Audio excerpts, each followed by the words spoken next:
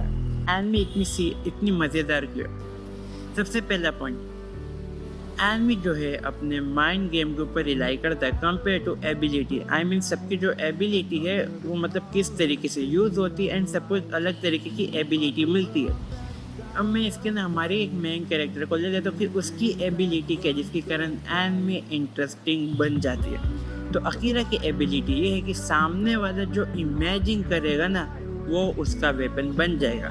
मान के चलते कि अगर सामने वाले को ये लगता है कि अकीरा के पास असल में बंदूक है तो अकीरा के हाथ में बंदूक आ जाएगी। यहाँ पे एक चीज़ हमें समझ में आ जाती है कि अकीरा को अगर किसी के सामने भी अगर जीतना है तो सबसे पहले उसको सामने वाले के अंदर एक डर लाना पड़ेगा कि वो कितना खतरनाक है।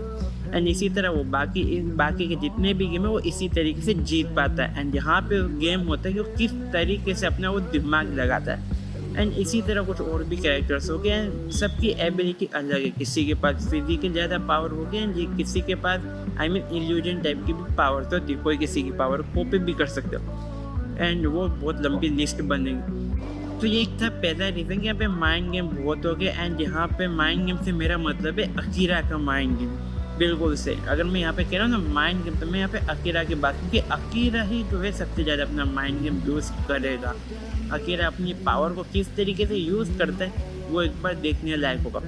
देन आता है यहाँ पे अकीरा के ऑब्जेक्ट। देन हमारा जो सेकंड चीज़ आता है अकीरा के ऑब्जेक्टिव, जो इस एनिमे को मेरे लिए और इंटरेस्टिंग बना देता है।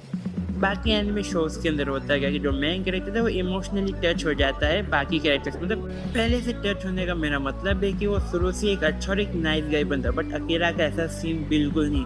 अकीरा जैसे ही इस गेम का एंटर करता है वो सबसे पहले इस गेम को एक्सेप्ट करता है क्योंकि उसको मज़ा तो आता है। बट कहीं ना कहीं उसका एक ईगो रहता है कि वो इनकी जो पावर दी गई है इसी पावर से वो मियाओ के को ही सबक सिखाएगा। अब मियाओ की वही है जो असल में गेम की होस्ट है। एंड मियाओ की मुझे शुरू में थोड़ी अपसेट लगी थी, बट अब मुझे भी वो कैरेक्टर को देख के लगता है कि कैरेक्टर कौन सी चाल चलेगी। यहाँ भी जो कैरेक्टर है मियाओ उसको सब पता है कि अकीरा क्या प्लान कर रहा है, अकीरा क्या करना चाहता है। एंड जिसको भी उसने पावर दी मतलब मियाओ की, उसको पता है कि किसके पास कौन सी पावर है।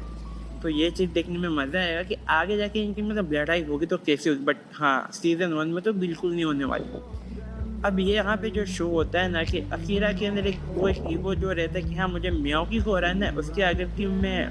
एंड जो मुझे एक और अच्छी बात लगी कि अकीरा थोड़ा इमोशनल वाला टाइप का बंदा नहीं है कि वो आएगा सबके साथ इमोशनल बॉन्ड बनाने बैठेगा। वो आता है शुरू से उसके ऑब्जेक्टिव रहते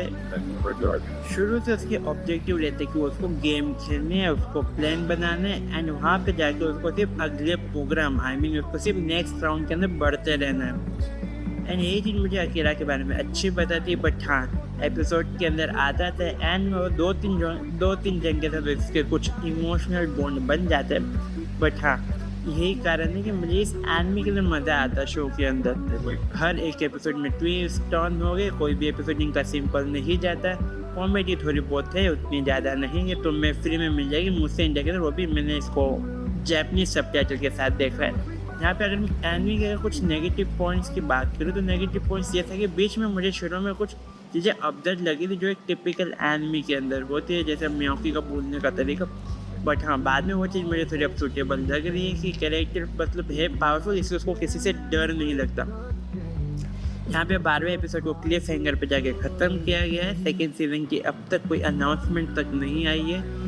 एंड एनिमे के अंदर कुछ अगर अच्छी बात लगी तो मुझे ये लगी कि एनिमेशन को इन्होंने भले शुरू में कुछ जगह पे से ढीला रखा हो जैसे कुछ एवरेज एनिमे होती है। बट हाँ, जहाँ पे इनको लगता है कि यार कहीं पे इनको कुछ ज़्यादा ही अच्छा एनिमेशन है उन्होंने किया है, जैसे कि कुछ जो होता है मेन विलन को लेके या फिर कुछ जो गाउड्स है उनको लेके, तो एक अच्छा एनिमेशन भी तुम्हें देखने को मिल जाता है। तो ये एनिमे बहुत ही ज़्यादा कमाल है। आई डोंट नो कि क्यों ये ओवररेटेड आई मीन अंडररेटेड के अंदर आ गए, ओवररेटेड में क्यों नहीं। बट हाँ, ये एनिमे 2021 की है एंड टोमोदाची की 2022 का है।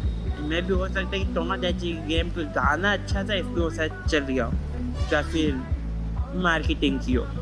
दैट्स इट, यही था मेरा एक रिव्यू। इसी तरह और रिव्यू के लिए तुम मेरे चैनल को देख सकते हो एंड मेरी एनिमे लिस्ट जो शॉर्ट में आती हो और सब्सक्राइब करना मत भूलना, क्योंकि सब्सक्राइबर कभी नहीं आ रहे मेरे, मतलब कर दो अगर देख रहे हो।